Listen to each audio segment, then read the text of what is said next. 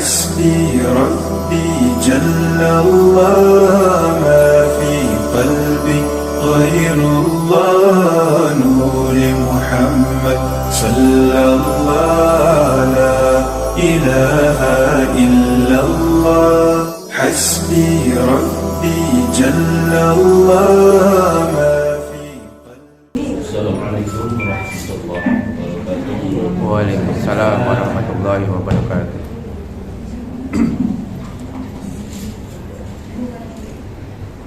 أعوذ بالله من الشيطان الرجيم.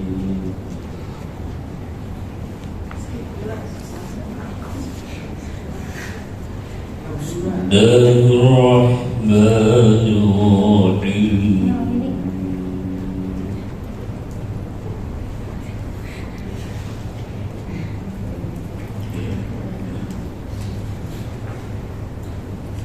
الحمد لله الذي خلق السماوات والأرض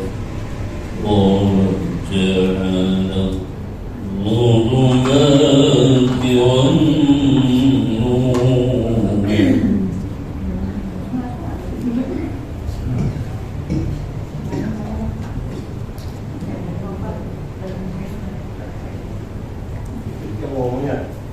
ثم الذين كفروا بربهم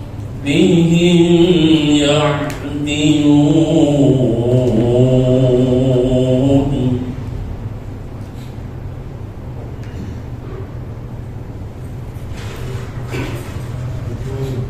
والذي خلقكم من طين ثم قضى أجلا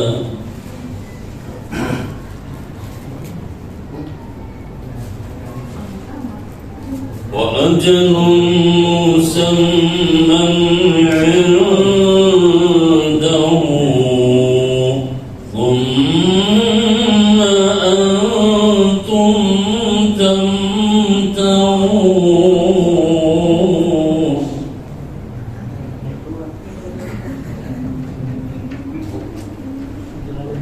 وهو الله في السماوات وفي الأرض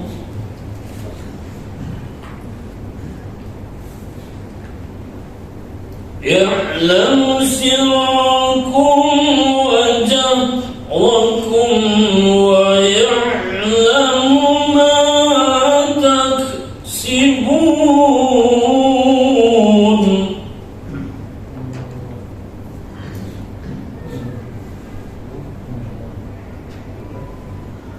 وما تأتيهم من آية من آيات ربهم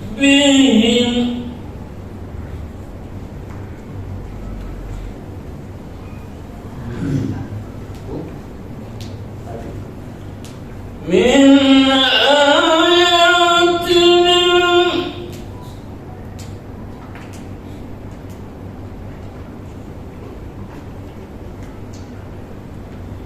من آية من آيات ربهم إلا كانوا عنها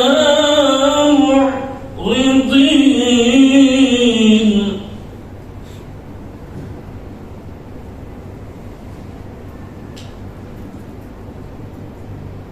وقد كذبوا بالحق لما جاءهم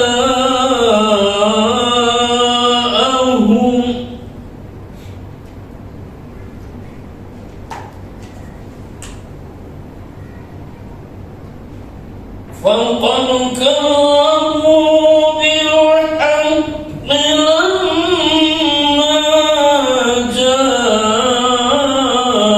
جاءهم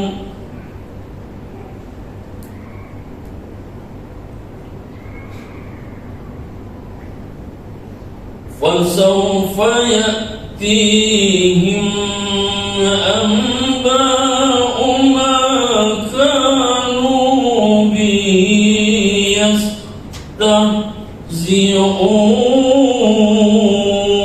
يستهزئون فسوف يأتيهم أنباء ما كانوا به يستهزئون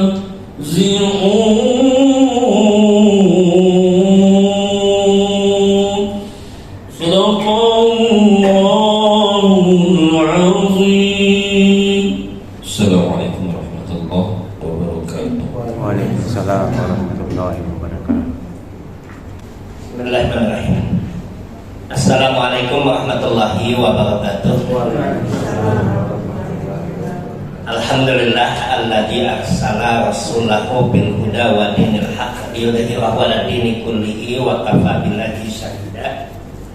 Asyhadu an la ilaha illallah wahdahu la syarikalah wa asyhadu anna Muhammadan abduhu wa rasuluh. Allahumma shalli wa sallim wa barik ala Muhammadin wa ala alihi wa ashabihi wa man ittaba'a hudahu wa mawalah amma ba'd. Ikhwatul iman yang dimuliakan Allah Subhanahu wa taala, alhamdulillah puji syukur kita panjatkan kepada Allah Subhanahu wa taala.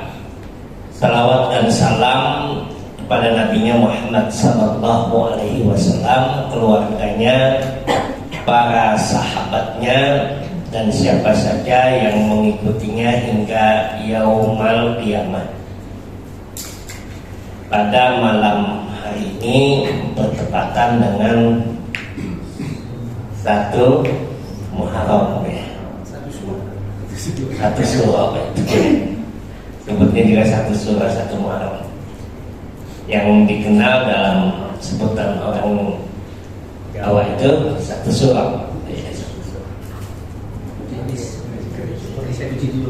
Menyuci keris ya, tradisinya ya, itu yang biasa dikenal. Nah, bulan Muharram ini tentunya adalah bulan pertama dari bulan-bulan Islam. Nggak tahu nih anak-anak kita sekarang hafal nggak itu? Muharram apa gitu? Zulqa'dah langsung. Anak-anak sekarang yang hafal nggak nih? Muharram, Safar, Rabiul Awal, Rabiul Akhir, apa gitu? Jumadil Awal, Jumadil Akhir, Rajab, Sa'ban, Ramadan, Syawal, Zulqa'dah. Banyak yang sudah nggak ingat gitu. Kalau orang tua sih mungkin masih ingat kali. Apa orang tua juga udah lupa juga kali.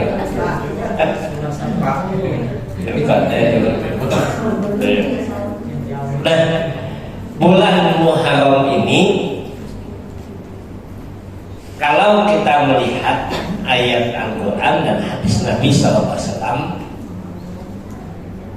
pertama dia adalah bulan di antara 4 bulan yang diharamkan. Bulan haram disebutnya itu. Jadi termasuk salah satu dari bulan yang diharamkan oleh Allah Subhanahu wa taala. Ini dalam Al-Quran surat At-Taubah. Surat At-Taubah itu surat yang ke-9. Ayat yang ke berapa itu? 36. Inna iddatas syuhuri indallahi isna asyara syahran fi kitabillah. Sungguh kata Allah Subhanahu wa taala, jumlah bulan itu di sisi Allah ada 12 bulan. Fi kitabillah, dalam ketetapan Allah. Yauma khalaqas samawati wal ardh, pada hari di mana Allah menciptakan langit dan bumi. Minha arba'atun hurum. Di antara 4 bulan itu, di antara bulan yang 12 itu ada 4 bulan yang haram. Kalau bulan haram itu artinya bulan apa itu? Bulan yang dimuliakan. Masjidil Haram gitu kan. Masjid yang dimuliakan, mahram, wanita yang dimuliakan. Barang haram tidak boleh dimakan, tidak boleh dimanfaatkan. Iya, karena memuliakan larangan Allah. Jadi kenapa ini hukumnya haram? Tidak boleh dilakukan. Kenapa? Karena memuliakan larangan Allah. Itu yang disebutkan oleh para ulama itu. Jadi kenapa disebut ini haram? Gitu? Tidak boleh dilakukan. Untuk apa? Memuliakan larangan Allah. Mahram, wanita yang diharamkan, tidak boleh dinikahi. Kenapa? Karena dimuliakan. Muhrim apa itu? Orang yang pakai pakaian ihram, pakaian yang mulia. Terbalik ya. Memang kita biasa terpulak-pulak. Nah itu yang berkaitan dengan haram. Nah bulan haram ini Allah sebutkan tadi ada 4 bulan yang diharamkan. Nah 4 bulan yang diharamkan itu apa saja? Maka kita dapatkan dalam hadis Nabi SAW dari sahabat Abu Bakar radhiyallahu anhu. Dan begitu tafsir itu, tafsir ayat dengan ayat atau ayat dengan hadis. Nah, kalau di Muhammadiyah itu disebutnya hadis itu apa? Hadis itu dalam ilmu hadis perkataan, perbuatan, persetujuan dan sifat Nabi itu dalam ilmu hadis. Tapi kalau mau gampangnya apa? Hadis itu penjelasan Al-Quran, nulis itu saja. Penjelasan Al-Quran. Nah di dalam hadis itu, dalam hadis yang disebutkan oleh Abu Bakar itu, Nabi SAW bersabda, Inna zaman qad istadara. Sesungguhnya zaman itu berputar. Kahayati yauma khalaqas samawati wal ardh. Seperti keadaannya ketika Allah menciptakan langit dan bumi. As-sanatu itsna asyara syahran. Kata Nabi. Bulan itu ada 12 bulan. Maka hadis yang sahih itu salah satu kriterianya itu disebut dengan hadis sahih itu tidak bertentangan dengan ayat Al-Quran. Nggak mungkin itu. Kalau hadis yang sahih. Kalau ada hadis yang bertentangan dengan Al-Quran, bisa jadi akal kita belum nyampe memahaminya. Contohkan misalkan peristiwa kisah badal haji. Badal haji itu kan ada. Badal haji itu ada hadisnya sahih. Riwayat Imam Al-Bukhari dan Imam Muslim. Terus bertentangan dengan ayat wala taziru waziratun bizra. Dan setiap orang tidak menanggung dosa orang lain. Laha makasabat wa alaiha makasabat. Oh, kalau yang nggak punya ilmu langsung kata lu harusnya doi.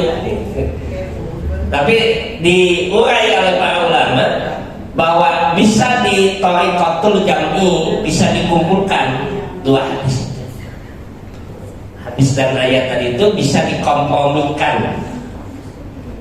Bagaimana bentuknya? Haji badal itu ada dengan syaratnya. Apa syaratnya itu? Wasiat.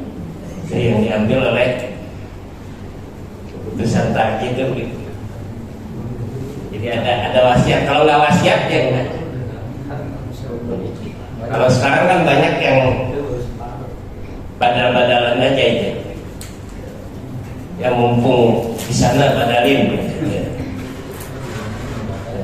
Itu yang padahal kalau dia tidak wasiat tidak ada kewajiban.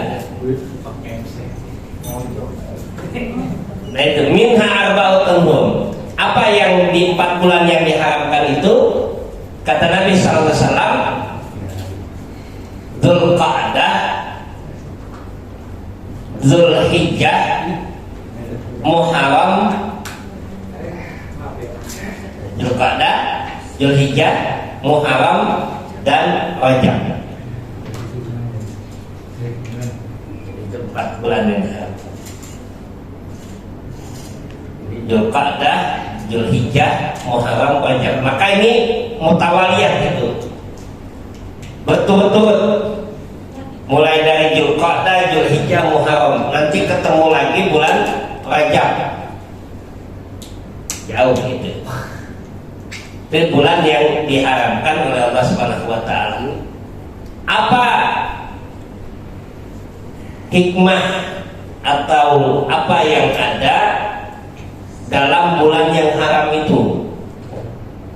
Lalu kita lihat kenapa disebut dengan bulan yang haram, bulan yang dimuliakan. Ada beberapa komentar yang disampaikan oleh para ahli tafsir. Pertama, bahwa bulan itu disebut dengan bulan yang diharamkan karena bulan itu diharamkan berbagai bentuk pembunuhan pada saat itu. Maka disebut bulan haram. Nah, boleh itu. Bahkan peperangan pada bulan itu haram, tidak boleh waktu itu.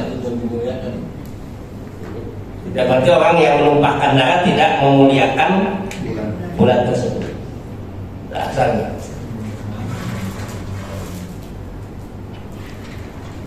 Itu bulan haram. Dan yang kedua kata para ulama, bahwa kenapa bulan itu disebut bulan yang haram, bulan yang mulia, karena pada bulan itu melakukan ketaatan memiliki nilai yang lebih besar. Itu bulan haram. Ini melakukan ketaatan apa saja. Bentuk ketaatan amal soleh yang dilakukan pada bulan haram itu nilainya lebih besar. Sehingga Abdullah ibnu Abbas itu siapa tuh? Ini anak muda nih yang biasa. Orang mana itu Abdullah ibnu Abbas? Orang Arab ya, betul itu orang Arab itu. Udah tuntas sudah jawabannya. Ya, nggak mungkin orang lokal gitu ya. Abdullah ibnu Abbas. Siapa Abdullah ibnu Abbas itu? Anaknya Abbas. Sudah. Siapa lagi Abdullah ibnu Abbas? Abdullah. Ya. Keponakan apa sepupu Nabi? Anaknya Abbas. Abbas itu siapa? Pamannya apa Nabi? Bapaknya Nabi Abdullah, pamannya itu Abbas. Anaknya Abdullah bin Abbas. Anaknya. Jadi sepupu. Jadi salah satu mufassirul Quran namanya. Abdullah bin Abbas itu disebut julukannya itu ahli tafsir Al-Quran. Maka disebut mufassirul Quran. Minas sahabati, dari kalangan sahabat. Kenapa? Saking hebatnya pahamnya beliau tentang Al-Quran. Maka saking pahamnya itu, ketika Umar bin Khattab menjadi khalifah, Abdullah ibnu Abbas itu yang baru beranjak usia pemuda, belum sampai usia senior, usia pemuda, diangkat jadi penasehat Umar itu. Saking ahlinya itu, sehingga seniornya pada ngiri itu. Seniornya itu sampai bilang, kok ini anak-anak kecil gitu. Jadi penasehatnya Umar bin Khattab gitu. Dan Umar tahu itu, Umar tahu. Kemudian dikumpulkan para senior dan penasihat semua itu dikumpulkan oleh Umar bin Khattab. Ditanya oleh Umar itu semuanya tafsir ayat idza jaa nasrullahi wal fath wa ra'aitan nasa yadkhuluna fi dinillahi afwaja fasabbih bihamdi rabbika wastaghfir innahu kana tawwab. Maka satu-satu ditanya itu penasihatnya itu apa tafsirnya. Maka banyak yang menyebutkan bahwa nanti Islam akan mengalami kemenangan, bahwa banyaknya umat Islam nanti. Itu tafsirnya. Ketika ditanya Ibnu Abbas apa tafsirannya, langsung Ibnu Abbas itu menjawab, ketika ayat ini turun, aku sudah merasakan bahwa sebentar lagi Rasulullah akan wafat. Ternyata benar. Dari mana kata Umar kamu memahami itu? Kalau Islam itu sudah menang, kalau pertolongan itu Allah sudah datang, berbondong orang masuk Islam, tugas Nabi selesai. Maka kalau tugas kita selesai, siap-siap aja kita mau. Kan kata Abdullah bin Mubarak itu, seseorang itu tidak diwafatkan sampai rezekinya dicukupkan. Gitu. Allah menyebutkan. Abdullah bin Mubarak itu. Nah ini Abdullah bin Abbas, jadi luar biasa kemampuan beliau dalam tafsir Al-Quran, dan beliaulah yang didoakan oleh Nabi secara khusus. Apa doanya itu? Allahumma faqihhu fiddin wa 'allimhu ta'wil. Itu boleh kita mendoakan anak tuh, cucu. Jadi Allahumma faqihhu fiddin wa 'allimhu ta'wil. Ini doa. Ini doa yang dibaca oleh Nabi Sallallahu Alaihi Wasallam.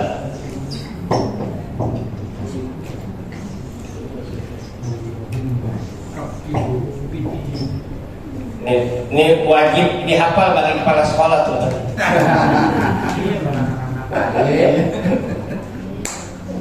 Wa alimhu ta'wil. Kalau Pak anak saya di situ. Nggak sembur kan?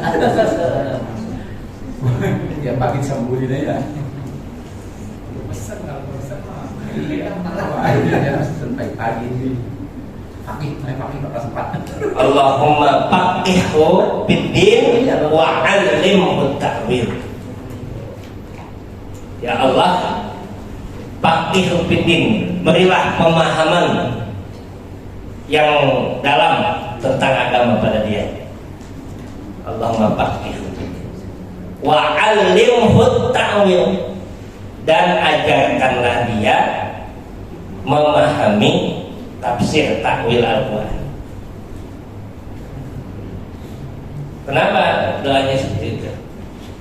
Karena kalau orang yang diberikan kebaikan itu dijadikan dia paham agama, kata Nabi itu, di antara tanda-tanda Allah berikan kebaikan pada diri seseorang, Allah jadikan dia paham agama. Nah ini Abdullah bin Abbas. Kata Abdullah bin Abbas itu, ketika menyebutkan tentang bulan haram itu, apa kata beliau itu? Allah Subhanahu wa ta'ala mengkhususkan 4 bulan haram itu sebagai bulan yang mulia, sehingga melakukan maksiat pada bulan itu dosanya lebih besar, dan melakukan ketaatan di bulan itu pahalanya lebih besar. Kata Al-Quran. Jadi kenapa disebut dengan bulan yang haram?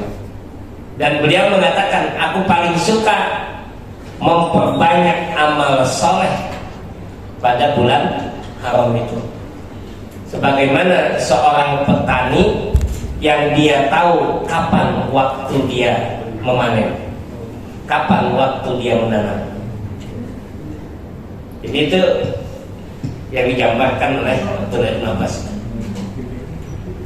Nah ini bulan-bulan, bahkan lebih khusus lagi Nabi SAW menyebutkan bahwa bulan Muharram itu dengan istilah syahrullah. Bukan sahurkan itu. Ya, bukan sahurkan itu. Syahrullah itu. Apa syahrullah itu? Bulannya Allah. Padahal kita tahu semua bulan Allah yang ciptakan, Allah yang memberikan. Tapi kenapa Muharram itu disebut dengan syahrullah itu? Menunjukkan keistimewaan bulan Muharram. Saking istimewanya itu, ya Pak Eko suka mandi keris juga itu ya. Gitu ya. Ya, Kerisnya sakti. Jadi syahrullah itu disebut dengan bulannya Allah. Kenapa? Disandarkannya kepada lafaz Allah ini menunjukkan kemuliaan yang sangat luar biasa di antara bulan-bulan yang haram itu. Sama kayak kita menyebutkan Baitullah, rumah Allah, masjid itu Baitullah. Kenapa? Karena aku mulia. Muharram itu syahrullah, bulannya Allah. Kalau bulan haram yang lain nggak disebut hanya bulan haram. Tapi kalau Muharram disebut oleh Nabi SAW dalam hadisnya, kata Nabi SAW, afdalus syam ba'da Ramadan sahrullahil muharram. Kata Nabi SAW, bulan yang paling afdal, paling utama melakukan saum, melakukan puasa setelah puasa Ramadan adalah bulan Muharram. Wa afdalus salati ba'dal faridah, dan salat yang paling utama setelah salat pagi itu salatul lail, salat malam.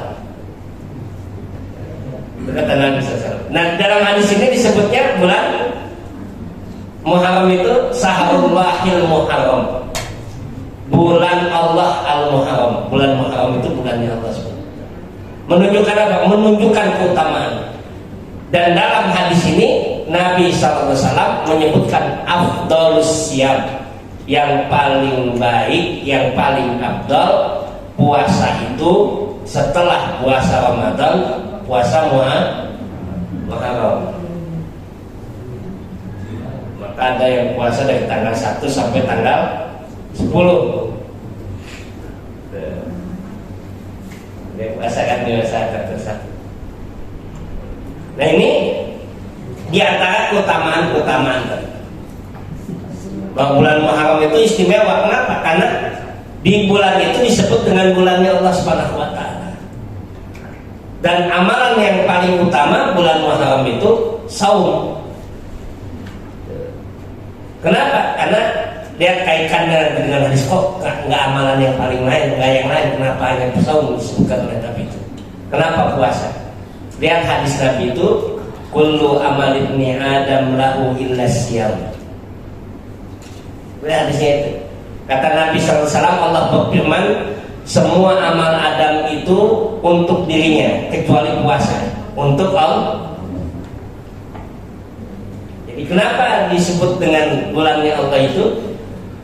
Karena ada nilai yang sangat istimewa dalam bulan Muharram itu, adanya puasa yang khusus untuk kepada Allah, ibadah khusus. Kata Nabi itu, Allah berfirman, seluruh amal Adam untuk dirinya kecuali puasa. Asyamu li wa ana ajzibihi, dan puasa itu untukku, aku yang akan balas langsung. Itu kaitannya tadi dengan hadis tadi itu. Nah ini bulan Muharram tadi. Jadi dia satu di antara bulan yang diharamkan. Bulan Muharram itu disebut dengan syahrullah. Ada ibadah yang sangat istimewa pada bulan Muharram ini, yaitu adalah ibadah saum. Kenapa jadi istimewa itu tadi? Karena kaitannya dengan sebutan syahrullah tadi itu, asyamu li wa ana azbi.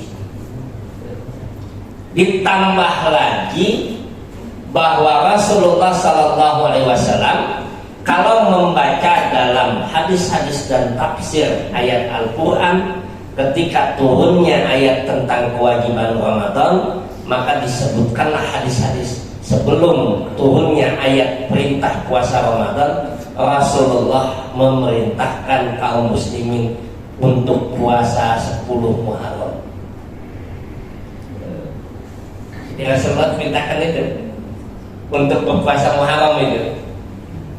Lalu ketika selesai turun ayat tentang Ramadan, baru Allah turunkan ayat tentang Ramadan, wajib puasa Ramadan itu.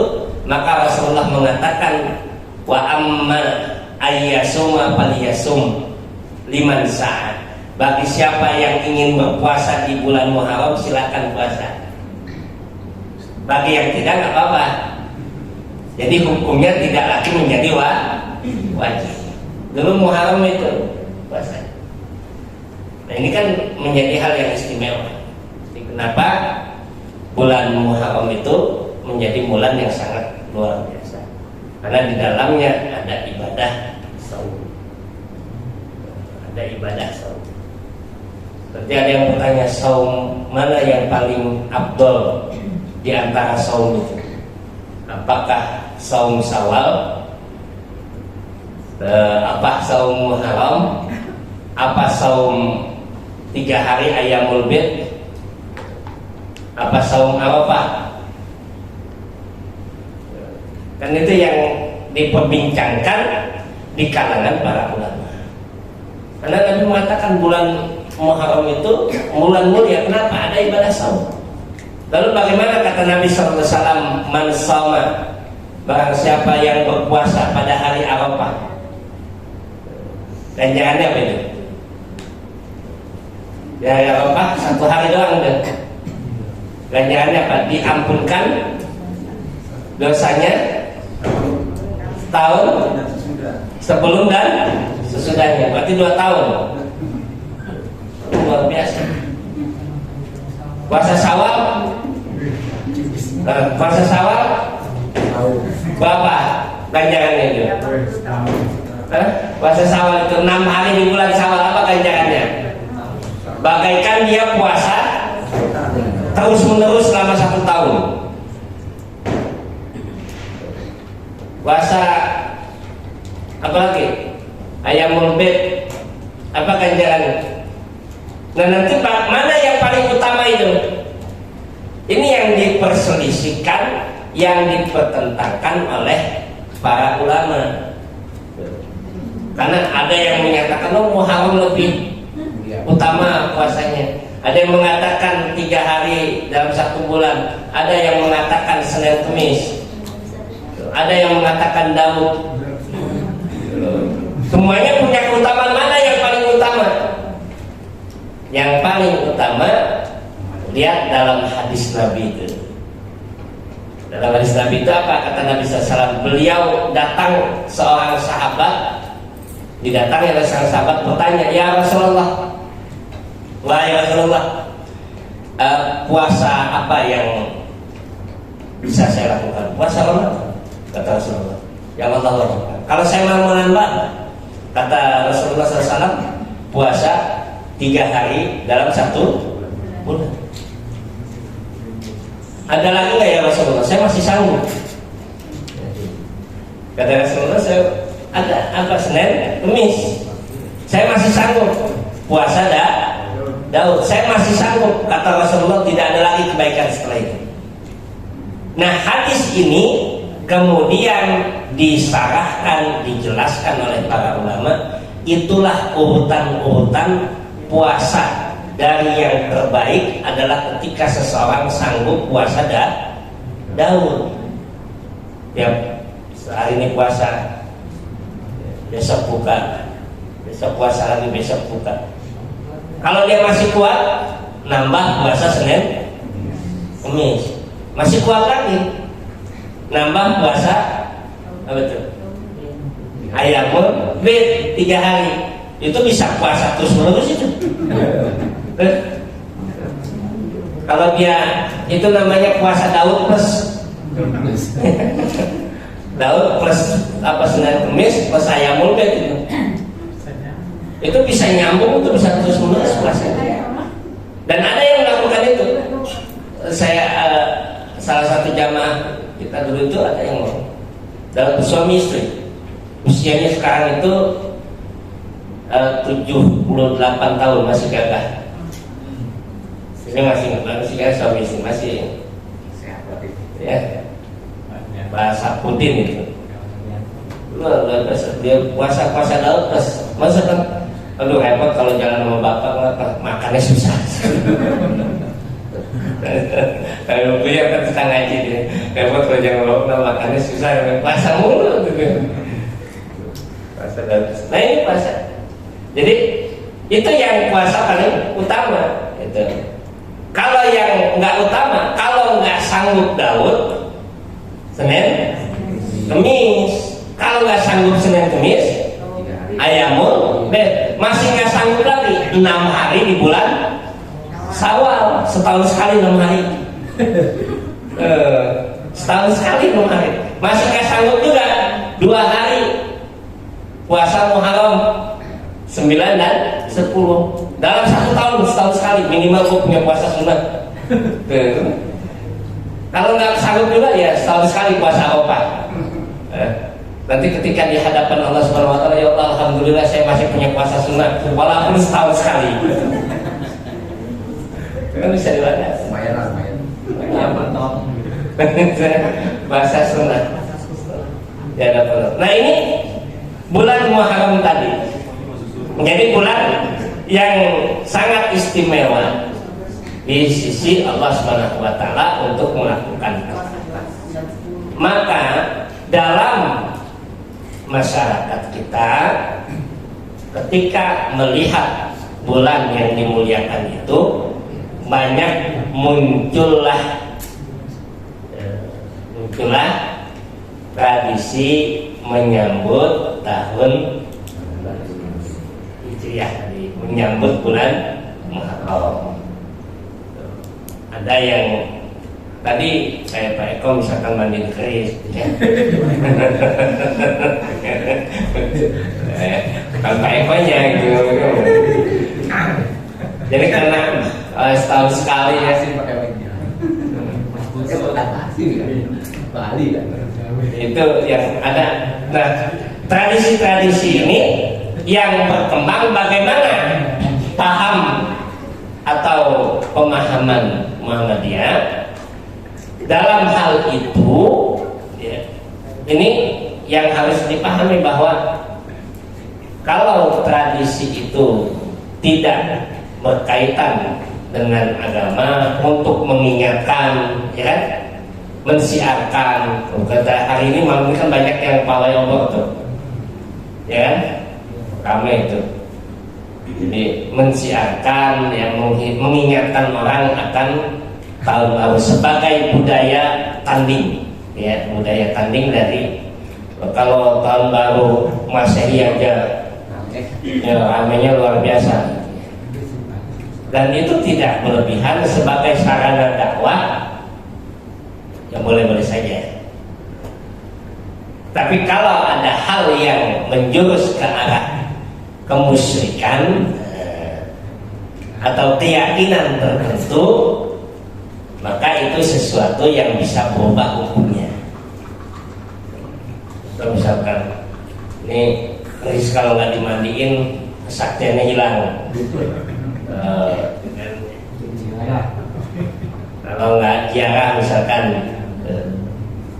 maka tidak ada kesempatan. Nah, kalau berkaitan dengan adanya keyakinan tadi, keutamaan tertentu tadi, maka ini bisa menjadi berubah hukumnya dari sesuatu yang boleh tadi menjadi sesuatu yang diharamkan.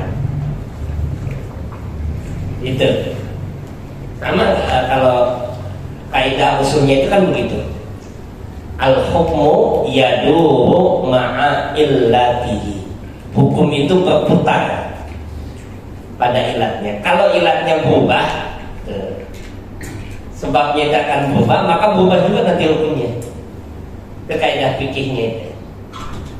Jadi kalau misalkan hukum asalnya itu ya bagus, tapi kemudian ada hal yang menjurus ke arah keharaman, maka jatuh dia kepada haram.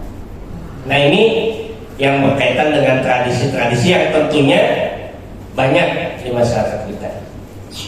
Tadi pagi rame di grup HPT itu, di grup ada grup himpunan putusan tarji, anggotanya sampai 950 orang.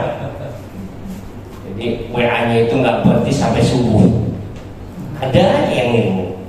Tadi rame itu terkait dengan bagaimana tentang pandangan putusan tarjih tentang doa awal tahun dan akhir tahun itu. Kan ada itu ya. Ya sifatnya kalau doa nggak masalah. Berdoa itu hukum asalnya tidak masalah, berdoa kapan saja. Tapi menjadi masalah ketika mengkhususkan dan dianggap bahwa itu memiliki keutamaan. Kalau dia doanya, kita mau berdoa silakan saja. Berdoa kapan saja boleh. Tapi kalau menjadi satu kekhususan dan meyakini adanya keutamaan, maka itu menjadi hukum namanya. Nah, kalau menentukan hukum maka harus disertai dengan dalil secara urutnya. Tapi kalau dia mau berdoa silakan aja berdoa. Berdoa misalkan, ya Allah, mudah-mudahan tahun 1445 Hijriah ini ya, apa itu doanya? Nambah apa nih? Nambah makan? Nambah apa ini?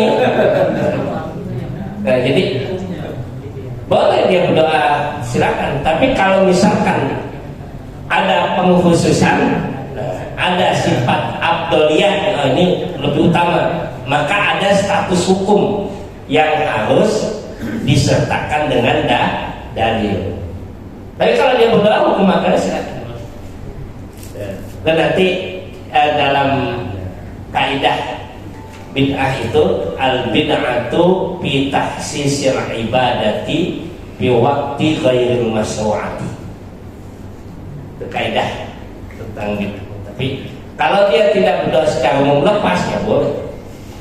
Sesuatu yang lepas, saya selalu sampaikan, sesuatu yang sifatnya lepas, kayak tadi puasa itu kapan? Puasa Muharram itu sebanyak-banyaknya kita berpuasa di bulan Muharram, silakan. Puasa yang misalkan Senin Kemis kita mau puasa di bulan Muharram, itu sangat luar biasa. Tapi ketika sesuatu yang lepas itu jangan diikat. Sesuatu yang udah diikat jangan dilepas. Nggak boleh itu. Artinya kalau sudah ada ikatannya, ya udah kita losin aja. Sudah ada diikat, misalkan zikir ba'da sholat 33 kali, misalkan, ya kita terpenuhi itu ikatan itu. Tapi kalau selesai itu kita mau menambah silakan. Yang penting kita penuhi dulu. Jangan nanti udah mau baca berubah, saya masih kuat 1000 kali misalnya. Sholat subuh sudah diikat 2 rakaat, sudah, jangan tambah jadi 4. Ya walaupun kita kuat gitu ya, saya masih kuat 4 rakaat nggak boleh. Ya. Tapi maka nggak boleh. Misalkan maka itu jadi sesuainya itu sesuatu yang lepas, namanya dalam istilah usul fikih itu labdul mutlak. Hukum yang mutlak yang lepas itu jangan diikat. Tapi kalau sesuatu yang diikat jangan dilepas, sudah kita penuhi ikatan itu. Nah ini kaidah dalam beradab. Kaidah kita dalam beradab. Kalau sudah ada ketentuannya begini ya sudah. Tapi kalau dia umum lepas, jangan kita bikin ketentuan sendiri. Atau kalau kita mau bikin ketentuan, misalkan contoh nih, contoh kemarin di grup itu ada yang juga tanya itu, Ustaz, bagaimana tentang apa? Tentang ngaji kalau ahad pagi kan bid'ah itu, kenapa? Kayak kebaktian gitu. Baru repot ngaji. Saya bilang ya kita ngaji Selasa malam aja nggak ada hadisnya. Ya, ada hadisnya nggak? Nabi nyuruh ngaji Selasa malam tidak. Tapi kita mengaji itu hanya menentukan Selasa menentukan Jumat, menentukan Kamis, menentukan Sabtu, itu tidak terkait dengan hal-hal yang kita yakini memiliki afdoliyat, tetapi menyesuaikan dengan kebutuhan. Bukan sebagai sebuah ketentuan, tapi ketika kita tentukan ngaji itu berdasarkan hadis harus hari Selasa. Nah ini jalan itu. Yang lain maka disebut tidak sah ngajinya itu. Iya. Dan itu kaidah tadi al-mutlaq dan muqayyad gitu, dalam agama. Nah ini sebagai pengantar ya, dan mudah-mudahan tahun yang akan datang tentunya lebih baik ya.